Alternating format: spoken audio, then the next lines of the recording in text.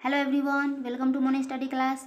Friends, आज मैं लाई हूँ एनसीईआरटी साइंस का क्लास 7 का चैप्टर नंबर 2, जो कि है प्राणियों में पोषण, न्यूट्रिशन इन एनिमल्स। तो फ्रेंड्स, वीडियो को लास्ट तक देखिएगा और पसंद आए तो लाइक ज़रूर करिएगा, और फ्रेंड्स ना पसंद आए तो कमेंट्स में ज़रूर लिखिएगा कि आपको ये वीडियो पसंद क्यों नहीं आया। और इस चैनल को अब तक सब्सक्राइब नहीं किए हैं तो कर लीजिएगा, क्योंकि मैं इसी प्रकार का नोट्स डालती रहती हूँ। तो आपको सभी एनसीईआरटी साइंस का जितने भी चैप्टर का है उसका नोट्स आपको मिल जाएगा इस चैनल पे। तो चलिए वीडियो को शुरू करते हैं। मानव सहित सभी जीवों को वृद्धि, स्वस्थ एवं गतिशील बनाए रखने के लिए खाद्य पदार्थों की आवश्यकता होती है। तो फ्रेंड्स, हम लोग को खाद्य पदार्थ की आवश्यकता क्यों होती है? तो हम लोग वृद्धि करते हैं, तो वृद्धि करने के लिए, हमारे शरीर को स्वस्थ रखने के लिए और गतिशील बनाने के लिए किस चीज़ की आवश्यकता होती है? तो खाद्य पदार्थ की आवश्यकता होती है। प्राणियों के पोषण में पोषक तत्वों की आवश्यकता, आहार के अंतर्ग्रहण, भोजन ग्रहण करने की विधि और शरीर में इसके उपयोग की विधि सम्मिलित है। यानी हम लोग जो भोजन ग्रहण करते हैं, यानी भोजन का अंतर्ग्रहण जो होता है वो क्यों होता है? हम लोग भोजन ग्रहण क्यों करते हैं? भोजन की आवश्यकता क्यों होती है? क्योंकि हमारे शरीर में क्या होता है? पोषण को पूरा करना होता है, जिसके लिए पोषक तत्वों की भोजन में आवश्यकता होती है। जटिल खाद्य पदार्थों का सरल पदार्थों में परिवर्तित होना या टूटना विखंडन कहलाता है, तथा इस पूरा प्रक्रम को पाचन कहते हैं। क्या करते हैं इस पूरा प्रक्रम को? तो पाचन कहते हैं। अब देखते हैं 2.1, इसमें क्या है? खाद्य अंतर्ग्रहण की विभिन्न विधियाँ। जो हम लोग खाना खाते हैं यानी भोजन को ग्रहण करते हैं उसे अंतर्ग्रहण कहते हैं। तो अंतर्ग्रहण यानी भोजन करने की अलग अलग विधियाँ होती है। तो भोजन के अंतर्ग्रहण की विधि विभिन्न जीवों में भिन्न भिन्न होती है। यानी हम लोग जो भोजन करते हैं यानी अंतर्ग्रहण करते हैं, इसका विधि यानी सभी जीवों में, जितने भी जीव हैं, जितने भी प्राणी हैं, उसमें क्या होती है? तो अलग अलग प्रकार की होती है, वो भिन्न भिन्न प्रकार की होती है। अब देखते हैं भिन्न भिन्न प्रकार की कैसे होती है। तो पहले देखते हैं, मधुमक्खी और हमिंग बर्ड मकरंद चूसते हैं। ये फूलों का क्या करते हैं? फूलों का मकरंद चूसते हैं। मानव एवं अन्य जंतुओं की शिशु, जो मानव हो गए उनके शिशु हो या कोई और जंतु के शिशु हो गए, वो क्या करते हैं? वो अपने माँ का दूध पीते हैं। और अजगर जो एक सांप में है, गिनती आते हैं, वो अपने शिकार को समूचा निगल जाते हैं, यानी पूरा साबुत ही उसे निगल जाते हैं।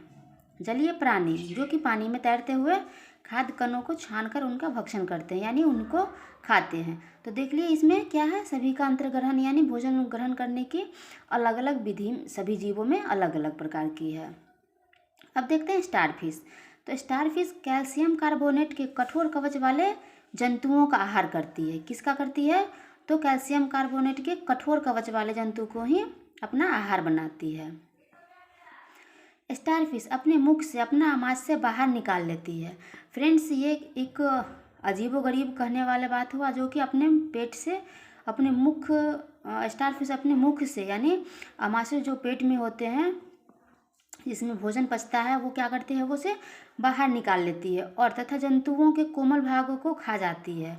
जो कैल्शियम कार्बोनेट का कवच होता है उसे हटाकर उसका कोमल भागों को क्या करती है? भक्षण कर जाती है, यानी उसे खा जाती है, और आमाशय शरीर में वापस चला जाता है और फिर उसका खाना धीरे धीरे पचता है। तो ये हो गया स्टारफिश का भोजन करने की विधि। अब देखते हैं नेक्स्ट पॉइंट। नेक्स्ट में है 2.2, मानव में पाचन। अब क्या पढ़ेंगे? मानव में पाचन।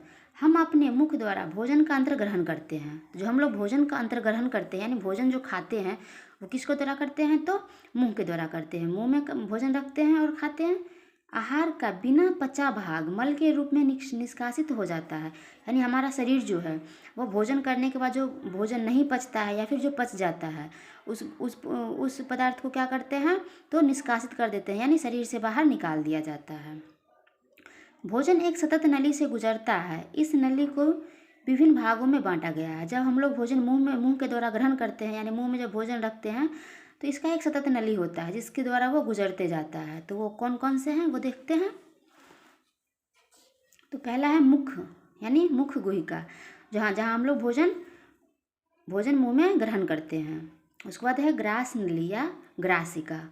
उसके बाद है आमाशय। उसके बाद है क्षुद्रांत्र यानी छोटी आंत। उसके बाद है बृहदांत्र यानी बड़ी आंत, और लास्ट में क्या है तो मलद्वार यानी गुदा। तो ये क्या है, एक सतत नली है जिससे कि भोजन गुजरता है विभिन्न भागों से होते हुए और लास्ट में गुदा तक आता है, जहाँ से भोजन बिना पचे जो भोजन होते हैं वो निष्कासित हो जाते हैं। अब आगे देखते हैं। ये सभी भाग मिलकर आहार नाल का यानी पाचन नली का निर्माण करते हैं, जहाँ से भोजन ग्रहण करते हैं जो मुख्य गुहिका हुआ वहाँ से लेके मलद्वार यानी गुदा तक क्या कहलाया, ये पाचन नली कहलाया। लाला ग्रंथि या यकृत या अग्नाशय पाचक रस स्रावित करती है। क्या करती है, लाला ग्रंथि यकृत अग्नाशय पाचक रस को क्या करते हैं, स्रावित करते हैं। पाचक रस जटिल पदार्थों को उनके सरल रूप में बदल देते हैं। जो ये पाचक रस है वो क्या करते हैं, जटिल पदार्थों को सरल पदार्थों में बदल देते हैं। आहार नाल एवं समृद्ध ग्रंथियाँ मिलकर क्या करते हैं, पाचन तंत्र का निर्माण करते हैं, जो हम लोग भोजन करते हैं उसे पचाने के लिए। अब नेक्स्ट पॉइंट देखते हैं। अब अभी जो आहार नाल का जो पाचन नली पढ़े हैं जिसमें अनेक भागों में बांटा गया है, उस नली में सबसे पहले जो मुख्य एवं मुख्य गुहिका था अब उसके बारे में पढ़ेंगे और उसमें जितनी भी था उसको अब डिटेल में देखेंगे। तो ये मुख्य गुहिका क्या है, आहार को शरीर के अंदर लेने की क्रिया अंतर ग्रहण कहलाती है। यानी हम लोग अंतर ग्रहण कहाँ से करते हैं भोजन का, तो मुख से करते हैं। हमारे दांतों की आकृति, अब फ्रेंड्स हमारे मुंह में दांत भी आते हैं तो अब दांत के बारे में पढ़ते हैं। हमारे दांतों की आकृति भिन्न भिन्न है तथा इनका कार्य भी भिन्न भिन्न है। इनके अनुसार इन्हें अलग अलग नाम दिए गए हैं। फ्रेंड्स हमारे मुंह में जितने भी दांत हैं वो एक ही प्रकार के नहीं हैं, वो अलग अलग प्रकार के हैं, उनका काम भी अलग अलग है। इसीलिए उन सभी दांतों का जिनका काम अलग अलग है उनका अलग अलग नाम दिया गया है। तो अब देखते हैं कि वो कौन से दांत हैं। तो सबसे जो पहला है वो है चवर्णक यानी मोलर। ये कितने जोड़ी होती हैं, ये 3 जोड़ी होती है। उसके बाद है अग्रचवर्णक जो है प्रीमोलर, ये कितने जोड़ी होती है, तो ये 2 जोड़ी अपने हमारे मुंह में पाई जाती है। उसके बाद है रदनक यानी केनाइन, ये 1 जोड़ी होती है। उसके बाद है कृतंक, ये कितनी होती है, ये 2 जोड़ी होती है। इंसएजर फ्रेंड्स ये सभी कितने कितने जोड़ी हैं वो पता चल गया। तो ये दांत के केवल एक हिस्से का है, यानी नीचे और ऊपर दोनों तरफ पाया जाते हैं ये दांत। हमारे मुख में लाला ग्रंथि होती है जो लार स्रावित करती है। क्या करती है लाला ग्रंथि, तो लार को स्रावित करते हैं। लाला रस चावल के मंड को शर्करा में बदल देता है। क्या करते हैं ये लाला रस चावल के मंड को शर्करा के रूप में बदल देते हैं। अब हमारे मुंह में जीभ भी आते हैं, तो अब जीभ के बारे में देखते हैं। जीभ एक मांसल पेशीय अंग है। क्या है, एक मांसल पेशी यानी मांस से बना हुआ होता है ये अंग, जो पीछे की ओर मुख गुहिका के अधर तल से जुड़ी होती है और इसका अग्रभाग स्वतंत्र होता है, जो हमें बोलने में या फिर भोजन को निगलने में क्या करते हैं, तो सहायता करते हैं। और इसका अधर भाग जो होता है वो जुड़ा होता है उसके तल से। जीभ भोजन में लार को मिलाने का कार्य करती है। जीभ का और कौन सा काम होता है, तो हम जो भोजन मुंह में रख के उसको चबाते हैं तो क्या करते हैं, उस भोजन में लार को मिलाने का काम करते हैं। जीभ पर स्वाद कलिकाएँ होती है। और हम लोग जो भोजन ग्रहण करते हैं उस पर हम लोग सभी भोजन का टेस्ट लेते हैं, तो किससे लेते हैं, उस पर स्वाद कनिकाएँ पाई जाती है, उसी से हम लोग सभी भोजन का अलग अलग टेस्ट करते हैं, टेस्ट लेते हैं, जिनकी सहायता से हमें विभिन्न प्रकार का स्वाद का पता चलता है। जो हम लोग भोजन करते हैं वो किसकी सहायता से पता चलता है, तो जीभ पे स्वाद कलिकाएँ होती है, इसी से हम लोगों को अलग अलग प्रकार का स्वाद पता चलता है। जीभ का अग्रभाग मीठा अनुभव कराता है। अब देखते हैं कि जीभ का कौन सा भाग कौन सा अनुभव कराता है।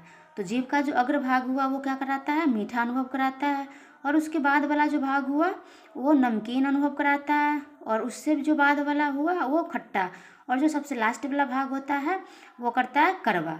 तो वो सभी प्रकार का समझ गए कि कौन सा जीभ का कौन सा भाग, मतलब जीभ का कौन सा भाग कैसा अनुभव कराता है। तो सबसे अग्रभाग जो होता है वो मीठा और सबसे लास्ट भाग जो होता है वो कड़वा का अनुभव कराता है।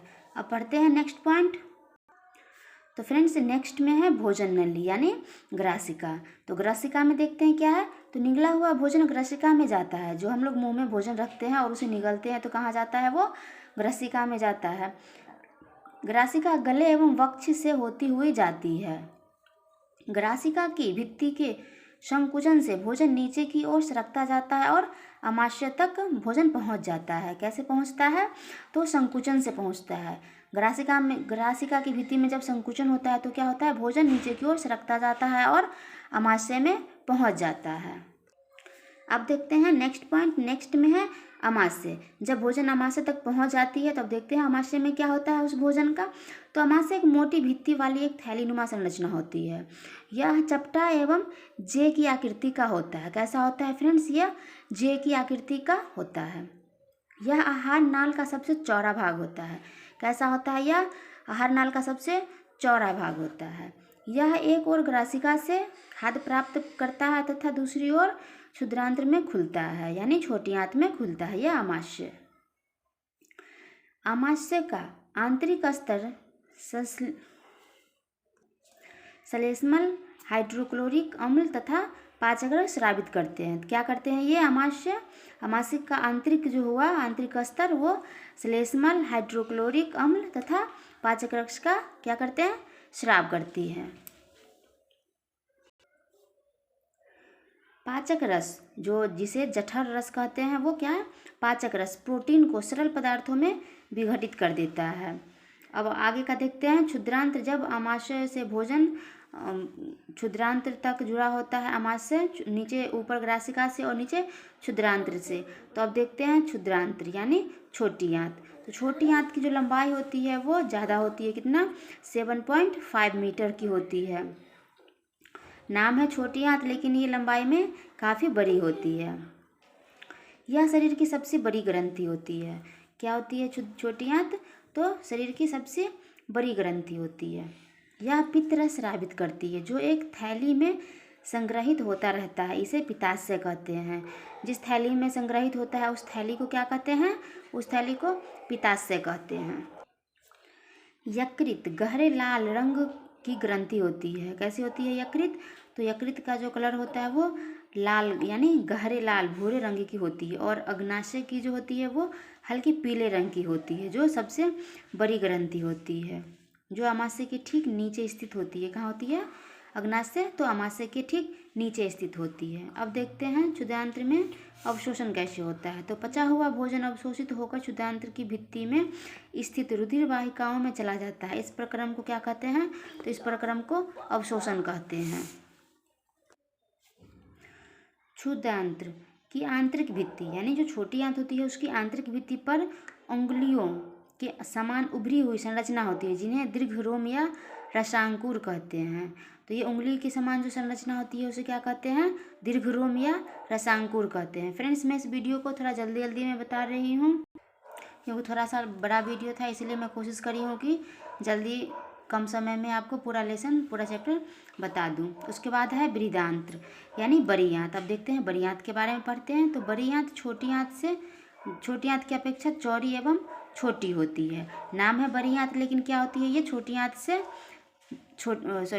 से छोटी होती है बड़ी आंत। इसकी लंबाई कितनी होती है? तो इसकी लंबाई लगभग 1.5 मीटर लंबी होती है। इसका मुख्य कार्य क्या होता है? तो जल एवं कुछ लवणों का अवशोषण करना होता है। जो बड़ी आंत का काम होता है यह क्या काम होता है? तो जल एवं कुछ लवणों का अवशोषण करना होता है। अपचित पदार्थ मलाशय से होते हुए गुदा यानी मल द्वार जो हुआ वो द्वार शरीर से बाहर निकाल दिया जाता है, यानी गुदा द्वारा बाहर निकाल दिया जाता है। किसका? तो अपचित या जो भोजन पच जाता है उसे क्या कहते हैं? उसे निष्कासन कहते हैं। जब शरीर से बाहर निकल जाता है मल तो उसे निष्कासन कहते हैं। अब पढ़ते हैं 2.3 घास खाने वाले जंतुओं में पाचन। अब देख लिए हम लोग जो मनुष्य हैं जो हम लोग भोजन करते हैं उसके बारे में देख लिए। अब पढ़ते हैं जो जानवर घास खाते हैं उनके बारे में, उनके पाचन में के बारे में जानते हैं कि कैसे होता है। घास खाने वाले जंतुओं में आमाशय 4 भागों में बटा होता है।